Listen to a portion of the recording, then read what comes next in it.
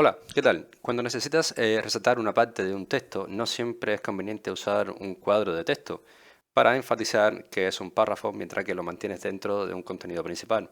Puedes colocar un borde alrededor de tu texto y esto lo podemos hacer directamente desde Word. Por eso en este vídeo vamos a ver cómo podemos poner un borde alrededor de un texto en Microsoft Word. Mira, tenemos aquí ya un texto preparado para ponerle este borde y lo que queremos hacer es insertarle un borde a este párrafo que tenemos aquí. Para ello solamente tendremos que seleccionar el texto que queremos agregar o ponerle un borde y nos vamos a ir a la pestaña de inicio. Una vez que estamos en la pestaña de inicio, en la cinta de opciones nos tendremos que dirigir a párrafo y aquí vamos a hacer un clic sobre este apartado que se llama bordes.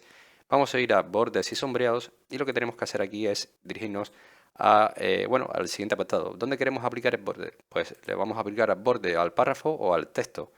Lo voy a dejar en párrafo porque esto es el que me interesa. Voy a aplicarle una sombra y aquí también tenemos un poco más de opciones porque podemos elegir desde el texto, podemos agregar un punto sobre la sombra, podemos modificar el inferior, ¿vale? Podemos el izquierdo y el derecho. Le vamos a dar a aceptar y le vamos a dar a aceptar y verás cómo ahora sí se aplica un borde con un poco de sombreado, ¿vale? Sobre el campo que queremos hacer eh, énfasis, ¿no? Hincapié para que se vea un poco mejor en dicho texto. Por lo tanto, cuando nosotros vayamos a imprimir este documento, verás como aquí se muestra bastante claro que hay un párrafo que está destacando sobre todo el texto.